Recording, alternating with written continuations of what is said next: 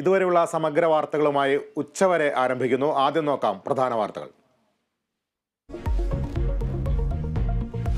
കേന്ദ്രത്തിനെതിരെ കേരള സർക്കാർ പ്രതിഷേധം ഡൽഹിയിൽ. അതിജീവന സമരമെന്ന് മുഖ്യമന്ത്രി പിണറായി വിജയൻ. കേരളത്തിനുമേൽ കേന്ദ്രത്തിന്റെ സാമ്പത്തിക ഉപരോധമെന്ന് മുഖ്യമന്ത്രി. രാഷ്ട്രീയ സാമ്പത്തിക നയങ്ങൾ അതേ രീതിയിൽ പിന്തുടരാത്ത ഒരു സംസ്ഥാനമാണ് കേരളം. ആ കാരണം വെച്ച് കേരളത്തെ അവഗണിക്കുന്നുവെന്നാണ് കണക്കാക്കുന്നത്. ഡൽഹി പഞ്ചാബ് മുഖ്യമന്ത്രിമാർ വേദിയിൽ. ഐക്യദാർഢ്യവുമായി ഫാറൂഖ് അബ്ദുള്ളയും DMK പ്രതിനിധികളും. ഡൽഹി സമരം ജനങ്ങളുടെ കണ്ണിൽ പൊടിയിടാനെന്ന് UDF.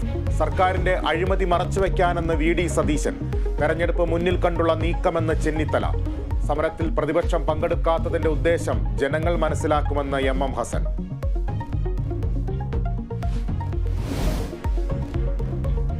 PV അൻവറിന്റെ കക്കാടംപൊയിലിലെ പാർക്കിന് അനുമതി. ലൈസൻസ് പുതുക്കി നൽകി കൂടരഞ്ഞി പഞ്ചായത്ത്. ഭൂമി കയ്യേറ്റ കേസിൽ സമയം നീട്ടിച്ചോദിച്ച് മാത്യു കുഴൽനാടൻ. റവന്യൂ തഹസീൽദാർക്ക് മുന്നിൽ ഹാജരാകാൻ 1 മാസം സമയം വേണമെന്നാവശ്യം.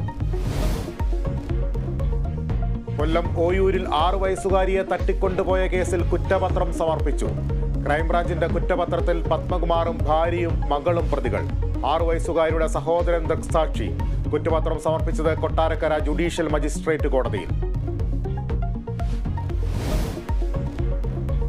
Kerala vision news impact. ജപ്തി ഭീഷണിയിൽ നിന്നും മോചിതരായി മാന്നാറിലെ ഓമനക്കുട്ടനും കുടുംബവും. രോഗദുരിതങ്ങളിൽ സഹായഹസ്തം നീട്ടിയത് പ്രവാസി മലയാളി. ദുരിത ജീവിതം പുറം ലോകത്തെ അറിയിച്ചത് കേരള വിഷൻ ന്യൂസ്.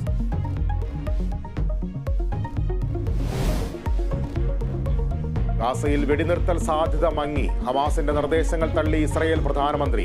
പൂർണ്ണ വിജയം ഉറപ്പിക്കുമെന്ന നിലപാടിൽ ബെഞ്ചമിൻ നെതന്യാഹു.